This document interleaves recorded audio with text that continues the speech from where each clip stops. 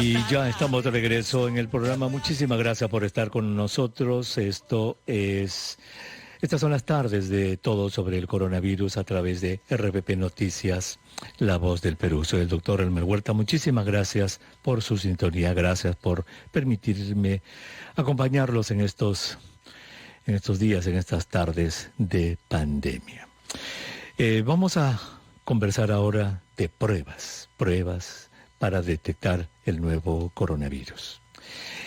Vamos a conversar con el doctor Edward Málaga Trillo. Él es investigador y profesor principal en neurobiología de la Universidad Peruana Cayetano Heredia. Edward, qué gusto de saludarte. Muy buenas tardes. Muy buenas tardes, Elmer. Encantado. Soy un gran admirador de tu trabajo y la verdad que aprecio mucho la labor comunicativa que haces en estos momentos tan importantes. Gracias, Edward. Yo también admiro lo que estás haciendo. Tú eres un pionero en lo que es los laboratorios de biología molecular en el Perú, y eso es muy importante. Te juro que esta mañana me dio envidia y pensé mucho en ti y en tu laboratorio, Edward, cuando nos enteramos que cuando AstraZeneca, Edward, dijo, a ver, ¿cómo hacemos para vender nuestras vacunas en la América Latina? ¿Qué necesitamos? Pues necesitamos un buen laboratorio de biología molecular que pueda hacer la vacuna. Y luego necesitamos alguien que pueda envasar la vacuna que va a hacer este laboratorio. Entonces, lo que hicieron Edward fue decir, a ver, vamos a ver en América Latina, ¿quiénes son los países capaces de tener un laboratorio que debe tener todo lo que es? Y fueron a buscar y solo Argentina lo tiene. Brasil tiene uno parecido, pero el de Argentina está sumamente capacitado para hacerlo y dijeron, trabajamos con Argentina. ¿Y quién puede envasarlo? Encontraron uno en México y ahora AstraZeneca va a fabricar su vacuna para América Latina en Argentina porque tienen el laboratorio, tienen la infraestructura, tienen la gente preparada para hacerlo, Edward, y lo van a envasar en México. Y ahí fue donde yo pensé, ¿habrán en algún momento considerado, aunque sea la voladita, el Perú? A ver, ¿quién hace esto? En el Perú no hace nadie. Por eso lo que tú estás haciendo es pionero, Edward, y de verdad que te felicito. Edward, cuéntanos un poquito de tu trabajo en el laboratorio para que nuestros oyentes entiendan qué es lo que haces tú en tu laboratorio, y de ahí pasamos a hablar sobre la prueba molecular que está en pleno proceso de evaluación en el Instituto Nacional de Salud. ¿Qué haces en tu laboratorio? Muchas gracias, Elmer, por las palabras previas. Mira, yo soy neurobiólogo del desarrollo, aunque me gradué, mi PhD fue en microbiología e inmunología, que se vuelve ahora muy relevante, pero yo me dedico ahora a trabajar enfermedades neurodegenerativas, cosas como el Alzheimer, el Parkinson, ¿no?, la ELA, y la idea es comprender los mecanismos dentro de las neuronas que producen la muerte de estas células, poco a poco la muerte del cerebro. Es decir, qué pasa a nivel bioquímico, a nivel genético dentro de una neurona para que ésta pierda sus conexiones y de tal manera pierda el individuo la capacidad de razonar, la capacidad de mover y articular músculos. Para hacer esto, para estudiar estos mecanismos, utilizamos un organismo modelo que es el pez cebra.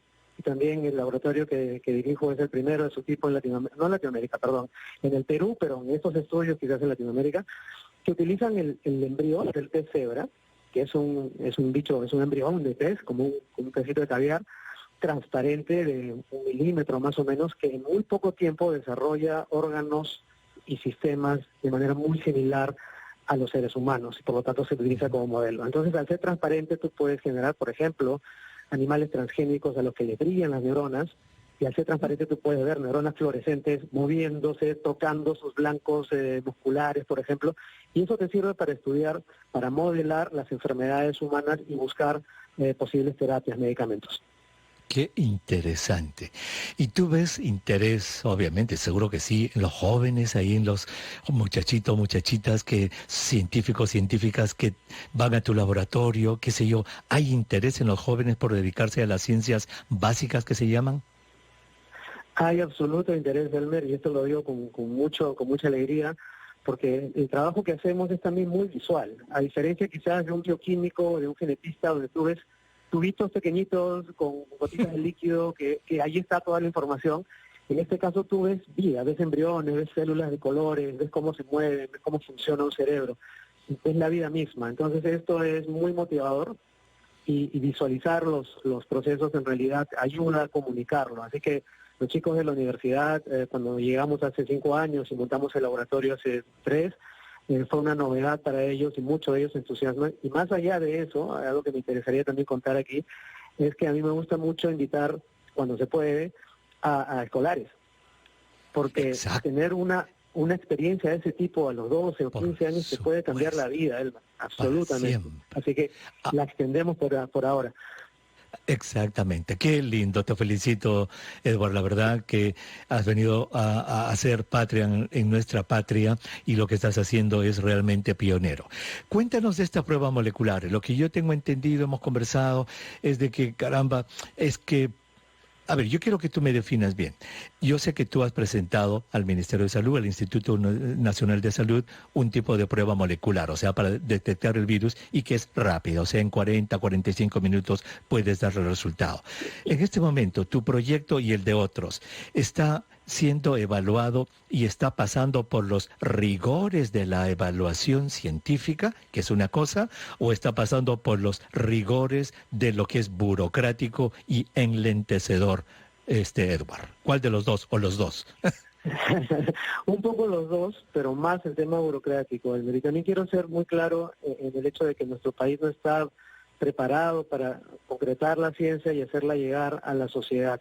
Y eso implica que el Estado tampoco está preparado. Y en este caso, los proyectos como el mío, hay varios más, han chocado con el hecho que no hay normativas, no hay regulaciones para las aprobaciones de uso y tienen que ser hechas sobre la marcha. Y como entenderás, en esta crisis tan dura que vivimos, yo me imagino pues que el MINSA no ha tenido como prioridad esto, sino básicamente el aspecto hospitalario que tú comprendes mejor que yo. Entonces hemos chocado con un tema de prioridades, ¿no? ¿A quién atiendo primero? Y esto no ha sido la prioridad también porque no sabemos cómo se come la ciencia hace mucho tiempo. Entonces, si me preguntas por la parte científica o la parte burocrática, mira, la intención original de este proyecto es brindar una solución de emergencia. No hay fines de lucro y no hay fines de publicación. No queremos necesariamente tener una publicación académica a partir de esto, porque el interés es un prototipo que funcione, sea aprobado y salve vidas. Esa es la prioridad. Ahora, por supuesto, a la hora de solicitar esa aprobación, tú tienes que crear un reporte al INS, el INS lo va a validar y GIMIT es el que va a dar la aprobación. A partir de esos reportes, obviamente no está de más escribir un artículo científico y publicarlo para que quede registrado en los anales, pero la prioridad principal en este momento es pasar por las autoridades y que nos permitan que se produzca y se masifique. Muy bien.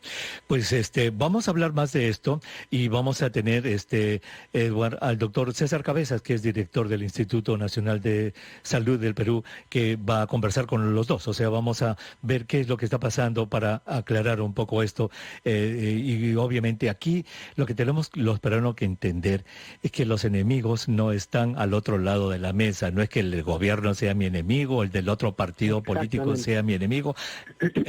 Edward, el enemigo es el virus que nos está comiendo las entrañas. Ese es el virus. Así es que te pido que te quedes, por favor, en la línea. Cuando regresemos vamos a invitar al doctor César Cabezas, director del Instituto Nacional de Salud, a la conversación. No se vayan, que regresamos después de los titulares, señora, señor.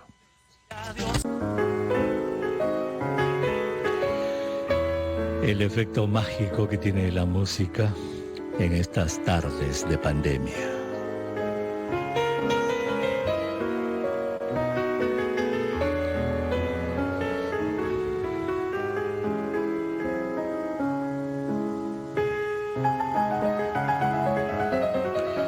Muchísimas gracias por estar con nosotros. Estas son las tardes de Todo sobre el coronavirus a través de RPP Noticias, La Voz del Perú. Soy el doctor Elmer Huerta, agradeciéndoles muchísimo que me permitan que los acompañe en estas tardes de pandemia. Si usted recién prende la radio, estamos conversando con el doctor Edward Málaga Trillo. Él es neurobiólogo, tiene un laboratorio de neurobiología en la Universidad Peruana Cayetano Heredia, que lo fundó, nos dice, hace 3 años, y se dedica a estudiar lo que son enfermedades neurodegenerativas del cerebro, la enfermedad del Parkinson, la demencia, Alzheimer y ese tipo de cosas, y a eso se ha dedicado. Y llega la pandemia, y su laboratorio, científicos dicen, oye, creo que podemos nosotros diseñar una prueba rápida molecular. Porque usted sabe, la palabra rápida se usa para lo que se hace en la sangre, ¿no es cierto? No, pero esto es molecular, o sea, este es para diagnosticar el virus. Pero lo que pasa es que es rápida, en el sentido que el resultado sale en 45 minutos. Oiga, lanzan su proyecto al gobierno, al Ministerio de Salud, se recibe con muy buenas ganas, el Instituto Nacional de Salud lo recibe con muy buenas ganas, pero gran sorpresa. Mire, señora, el gobierno, no es que sea el gobierno, y acá quiero que me permitan decirles lo siguiente, no es el gobierno, es el estado de la ciencia en el Perú, que está tan atrasado, que ¿sabe qué? El proyecto del doctor Málaga es muy avanzado para las regulaciones que tiene el Perú. Entonces seguramente en el Instituto Nacional de Salud, en el MINSA, se rascan la cabeza y dicen, qué buen proyecto, pero no tenemos la normativa legal, estamos recontra atrasados. Y entonces empieza todo un proceso de retraso de aprobación. Pero no es por desidia, sino porque el estado de la ciencia no había permitido tener un sistema regulatorio para una prueba como esta. Y entonces obviamente pasan las semanas y se retrasa la aprobación del proyecto. Yo quiero darle la bienvenida al doctor César Cabezas. Ustedes lo conocen, él es amigo de este programa, nos está ayudando siempre a esclarecer las cosas y quiero saludarlo a la distancia. César, muy buenas tardes, qué gusto de saludarte. Vamos a ver si lo tenemos al doctor César Cabezas. César, ¿me puedes escuchar? A ver, parece que tenemos problemas con la línea del doctor César Cabezas. Entonces vamos con Edward, que está en la otra línea. Edward, ¿está con nosotros? Edward. Sí, aquí estoy, Elmer. Hola. Tú sí estás. Muy bien. Entonces, la descripción que hice en la introducción es la correcta, ¿verdad? Tú mandaste tu propuesta y resulta de que pues es muy avanzada. No hay normativa para tu proyecto. Pues no es que la mandé al INS, vamos a corregir detalles. Mira, ¿a dónde lo mandaste? ¿Al MINSA? Claro, lo mandé primero a Concitec, a Innovate, no logramos financiación estatal, pero conseguimos financiación privada y lo movimos dentro de Cayetano como un proyecto de Cayetano Heredia. Al MINSA. No. Y los primeros contactos fueron a la hora, o sea, se movió con un proyecto académico, básicamente. Y en el momento en que se generó el prototipo, ahí vino la interacción con el INS, con los otros grupos financiados por Concitec, por ejemplo. ¿Por qué? Porque todos estamos interesados en lo mismo. Y Concitec también, habiendo financiado estos proyectos, en que se hagan realidad. Entonces, en ese momento, la coordinación era clara, había que hablar con el MINSA para coordinar la entrega de muestras para hacer la primera fase de validación, lo cual funcionó muy bien, esto ya se ha completado. Muy bien. ¿Y en qué momento entonces es que entra el INS? En ese momento, en el momento en que tenemos que hacer las primeras pruebas con muestras de pacientes humanos que tienen que ser provistas por el INS porque ellos conocen ese resultado y nosotros tenemos que hacerle un match a eso, una coincidencia a eso. Entonces, ahí hubo que firmar un convenio entre la universidad, el INS, ponerse de acuerdo, qué tipo de muestras, y ahí empezó realmente la interacción, digamos, fluida, ¿no? Y allí fue donde salió el problema que mencionaste hace un rato, que no había normativa. Claro, eso también, te voy a contar otro detalle. Yo he sido parte de una de las comisiones de asesores del MINSA, que convocó el doctor Víctor Zamora, ¿no? Víctor convocó una comisión de ciencia y tecnología desde la cual ya a principios de abril estábamos haciendo recomendaciones y mostrando preocupación por este tipo de cuellos de botella que eran necesarios solucionar. Entonces, yo he tenido dos niveles de interacción con el INS y con Digenit, uno como miembro de la comisión y otro como investigador que necesitaba solucionar su problema, digamos, individual, ¿no? Así que esto empezó, claro, en ese momento en que ya se generó el prototipo, yo ya venía conversando con la comisión, pero luego se concretó ya. Muy bien, perfecto. Vamos a darle la bienvenida al doctor César Cabeza, creo que ahora ya lo tenemos en la línea. César, buenas tardes. Sí, buenas tardes, Elmer. Pues qué gusto de tenerte, César. Edward. Muchas gracias por responder a nuestra llamada telefónica. El doctor Edward Málaga está en la otra línea también. Sí, un gusto, Edward. Hemos tenido oportunidad de interactuar y tenemos toda la predisposición para seguir trabajando juntos contra este enemigo común.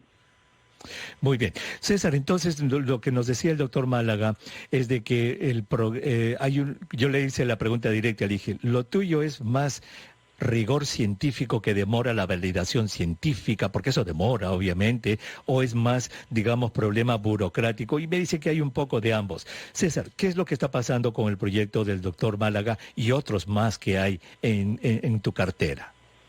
Sí, en primer lugar, felicitar al doctor Málaga y a los otros investigadores que han tenido esa iniciativa de investigar sobre un tema que nos afecta a todos, ¿no? Y creo que es muy importante eso, con las capacidades que tienen.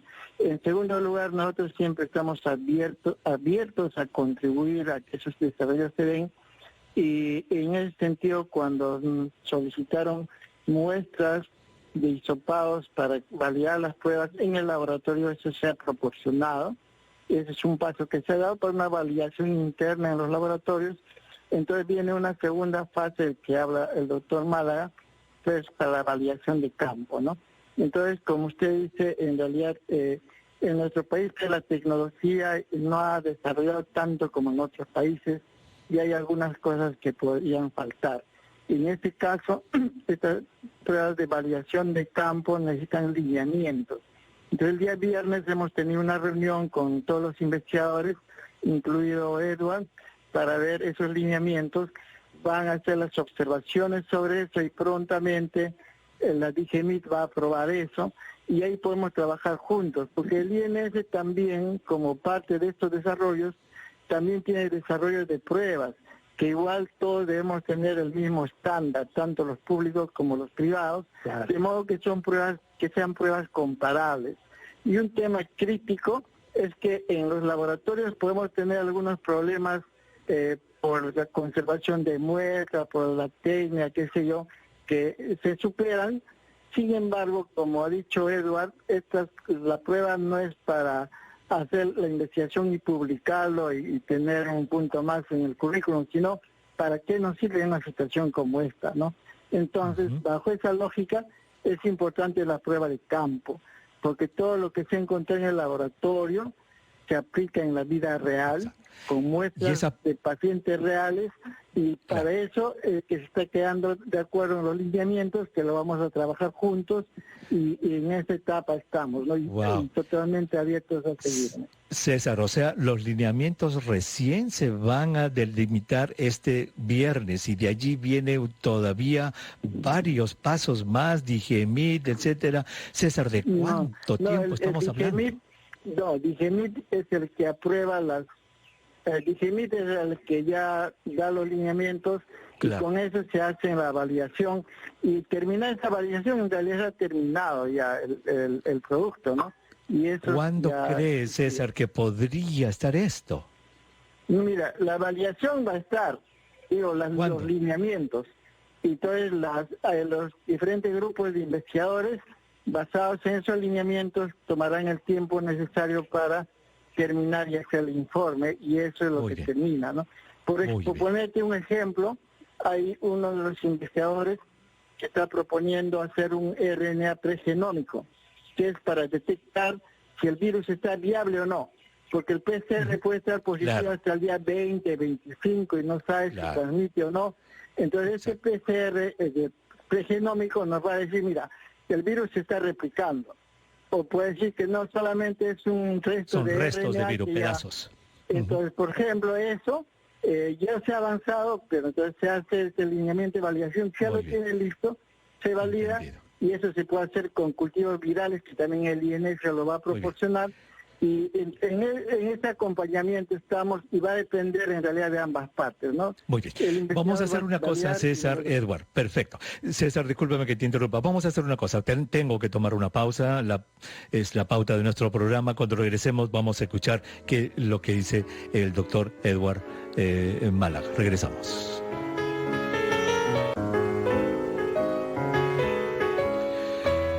Y ya estamos de regreso en estas tardes de todo sobre el coronavirus a través de RPP Noticias, La Voz del Perú.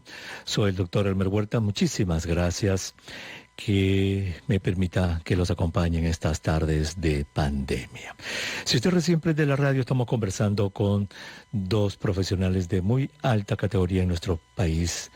El doctor Edward Málaga Trillo, él es un neurobiólogo, tiene un laboratorio en la Universidad Peruana Cayetano Heredia y ha desarrollado una idea, un método para tener una prueba molecular para descubrir el virus, pero más rápida, que va a dar resultados en 40-45 minutos.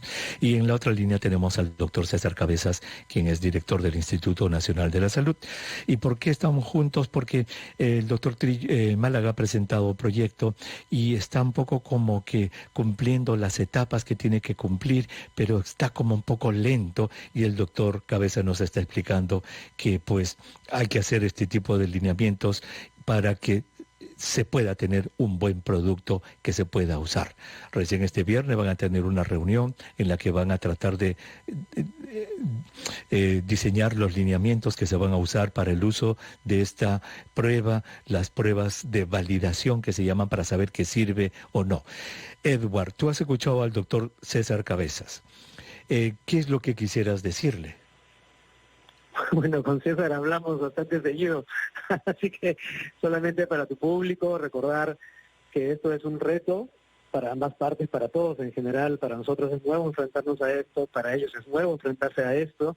Están chocando mundos en realidad, ¿no? Está chocando el mundo académico que está acostumbrado a mover las cosas de otra manera, tú lo sabes muy bien desde Washington, y de pronto el sistema peruano de investigación que está pues plagado de burocracia y de normas que deben ser cubiertas una tras otra. Así que estamos tratando de encontrar un punto medio para que las cosas, no solo para mí, porque es importante desvincular esto de mi persona, para todos los proyectos de biotecnología que ayuden contra la pandemia puedan ayudar. Así que la idea es sacar las cosas con procedimientos fast tracks, rápidos, exoneraciones, buscar maneras de que esto salga lo más pronto posible. Y en eso estamos de acuerdo, César y yo.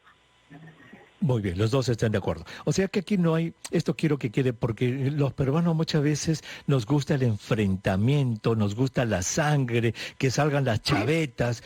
No, acá ustedes están de acuerdo, ustedes son compañeros, pero que están trabajando en medios distintos y lo que tienen que lograr es un acuerdo para que salga un proyecto. César, primero Edward. Edward, ¿qué es lo que te gustaría que el INS pueda hacer en los próximos días para que esto se acelere? Sabiendo que va a haber una reunión el viernes. Claro, en este momento ya estamos encaminados, ¿verdad? Mira, la siguiente, digamos, no quiero decir traba, pero la siguiente dificultad, el siguiente reto va a ser llegar a un consenso con DIGEMIR en realidad, porque el INS conoce los lineamientos técnicos, nosotros también. El siguiente punto es que nos pongamos de acuerdo cómo va a ser esa hoja de ruta a INS y nosotros investigadores, y eso se le tiene que presentar a DIGEMIR, que podría tener a una persona más en esta conversación, que es la doctora Hildebrand probablemente, y ellos tienen que decir, bueno, nos parece bien, todos cumplen con esta hoja de ruta, entonces probablemente cumplen con la parte técnica, lo vamos a aprobar. Así que es una cosa tripartita en realidad. Wow. Ahora, antes de darle la palabra a César, ¿cuándo presentaste esta idea al Concitec, MINSA y todo esto? ¿Cuándo iniciaste todo este trayecto, Edward? Mira, básicamente cuando llegó la pandemia al Perú, los primeros días de la pandemia, porque yo venía organizando un congreso mundial, sí, a principios de marzo, y todo se cayó y me quedó clara cuál era la gravedad del asunto, así que había que actuar. ¿Fue en marzo o en abril? Marzo. En marzo. César, entonces, ¿qué es lo que le tienes que decir a nuestros oyentes, a Edward? Esta reunión del viernes va a ser importante porque van a salir los lineamientos. ¿Tú has ya conversado, César, con la doctora de DIGEMIR? Sí, doctor.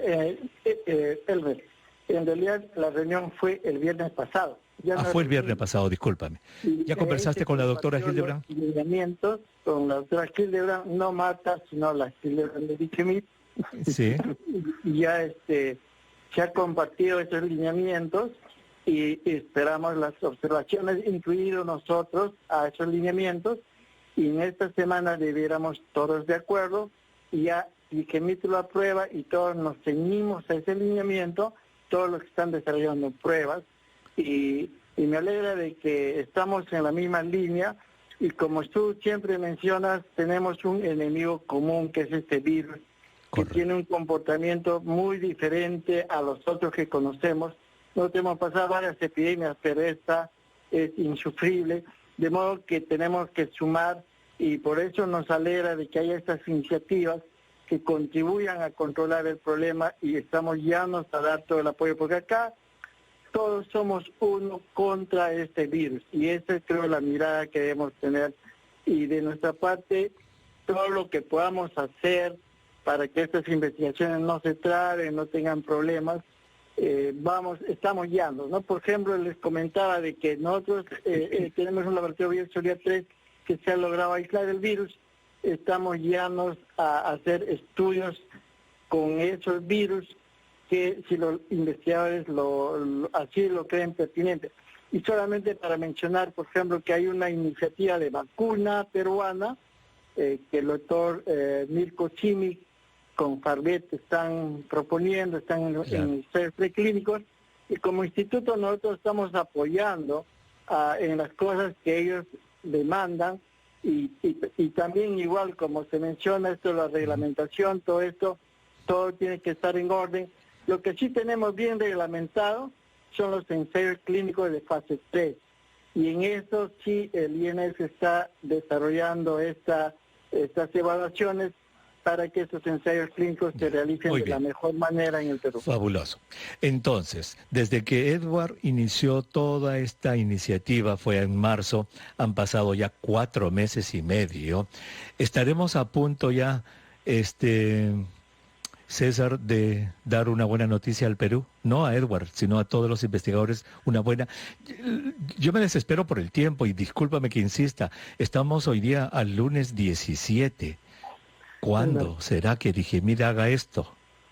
Yo pienso que en esta semana debiéramos tener la información, y también los otros desarrollos de pruebas que también están bastante avanzadas. Creo que ese va a ser el mejor regalo que se pueda tener, además de tener este lineamiento aprobado por Dichemit, que estamos en Edward, ¿ibas a decir algo, Edward?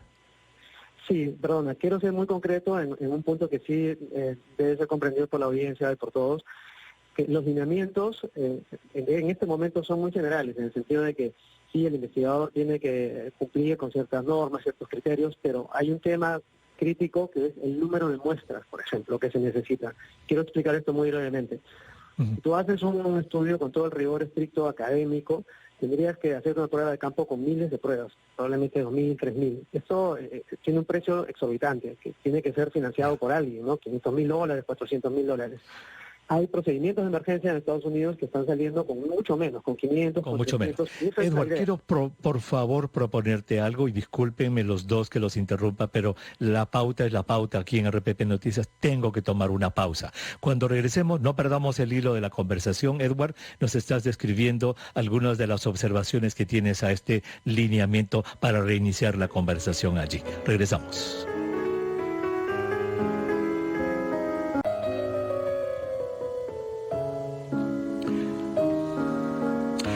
Y ya estamos de regreso en el programa. Muchísimas gracias por estar con nosotros. Estas son las tardes de todo sobre el coronavirus a través de RPP Noticias, La Voz del Perú. Soy el doctor Elmer Huerta. Muchísimas gracias por estar con nosotros en el programa. Si usted recién prende la radio, vamos a tener en un momentito más a Rachel Watson en su segmento de salud mental. No se preocupe, ya viene. Pero ahora estamos conversando con el doctor Edward Málaga Trillo. Él es neurobiólogo investigador en la Universidad Peruana Cayetano Heredia, quien junto a otros científicos, han desarrollado unas pruebas para descubrir al nuevo coronavirus.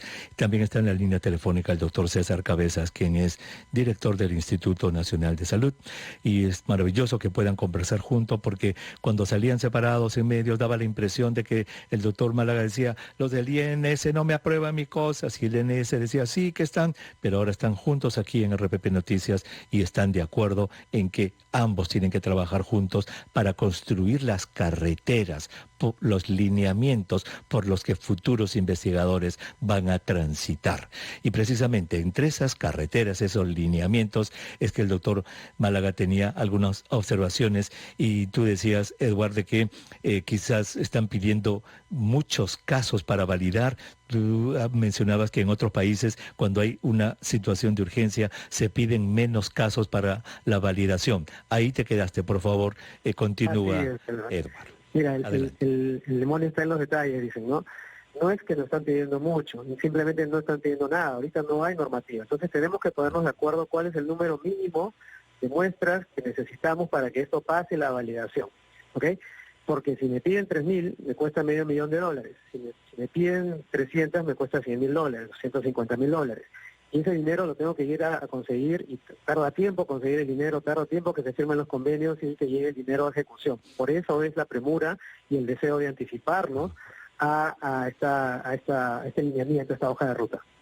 Entiendo, pero te entenderás obviamente que también es importante el número, ¿no?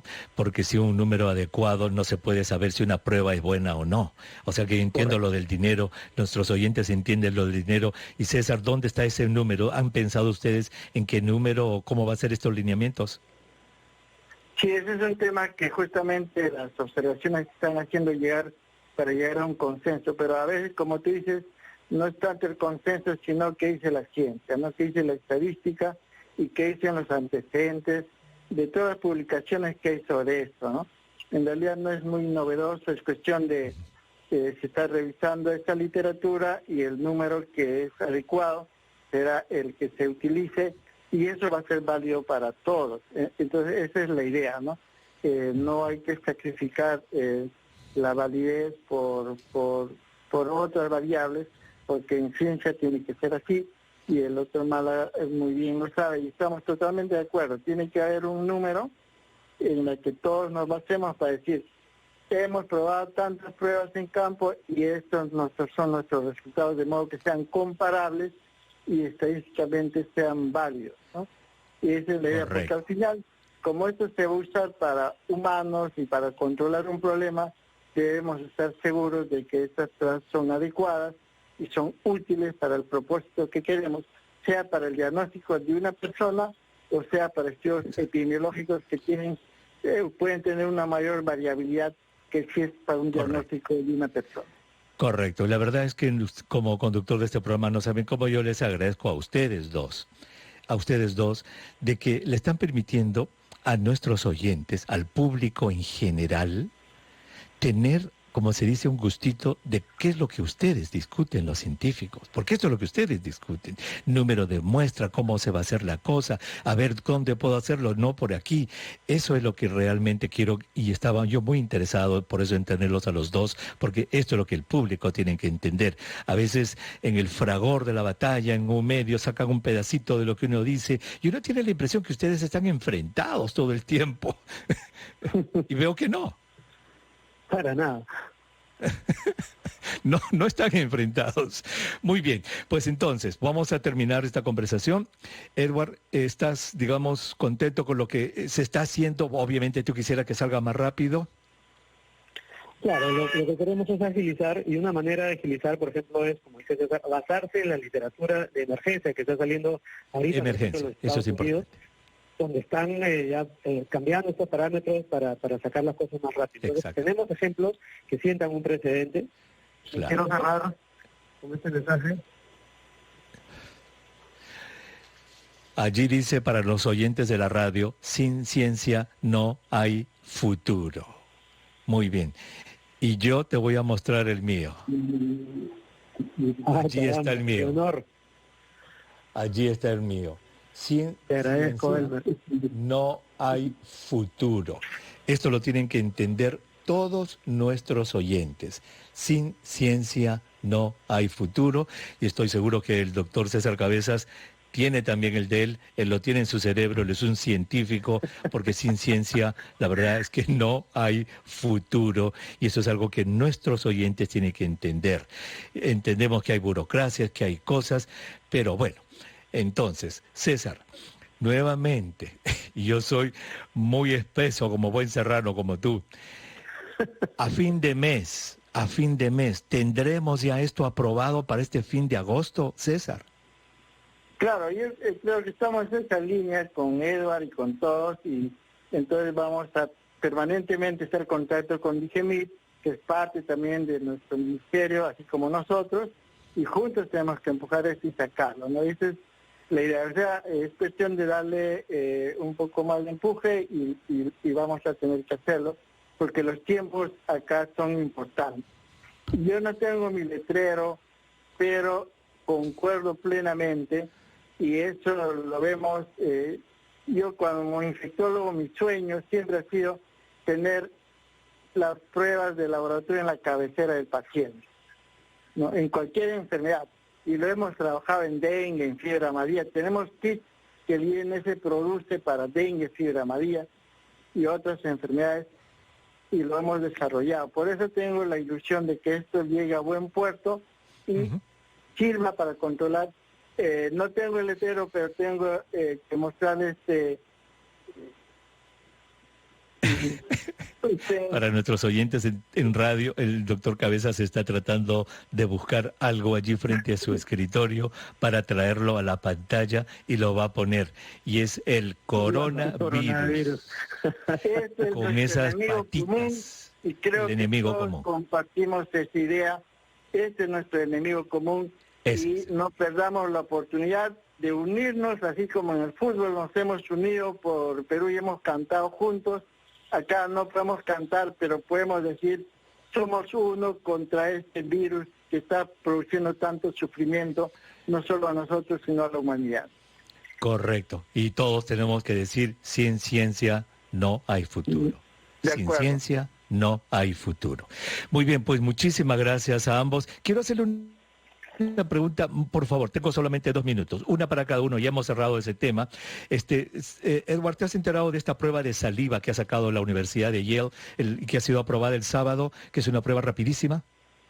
Absolutamente. Estamos trabajando justamente, nuestro protocolo incluye ya desde marzo la propuesta de trabajar con saliva, y este protocolo nos ayuda porque perfecciona un poquito más lo que estamos haciendo. Ya, y te digo que Yale tiene open source. Entonces de repente los puedes contagiar, puedes lograr la licencia de ellos y puedes empezar a ser el primero que haga esto en el Perú con Yale, porque ellos están abiertos a hacerlo con organizaciones, laboratorio como el tuyo. Absolutamente, te agradezco. Ojalá. Muy bien. César, la pregunta que quería antes de irnos, nos queda un minutito. ¿Cuántos genomas han ya codificado de este nuevo coronavirus en el Perú? Total. Hay como 38 y tenemos que ampliar eso porque hemos tenido una reunión con los Institutos Nacionales de Salud del Mundo, que es el YANSI, y se ha sugerido hacer una vigilancia ya no solo en Perú, sino en toda Latinoamérica, y vamos a contribuir a esa red que hay, ¿no? Y sobre la saliva es una idea muy importante que tenemos que también validarlas, porque nosotros estamos desarrollando una prueba isotérmica que es el LAMP, que obviamente la muestra ideal es la saliva, por la facilidad que se tiene de obtener. Correcto. Y ya Yale la ha sacado, ha sido aprobada por la FDA el sábado, va a costar entre $5 y $10, va a ser baratísima, y lo más importante es que es de código abierto, es decir, cualquier laboratorio en el mundo lo puede hacer siguiendo sus especificaciones. Ellos no quieren hacer dinero en esto.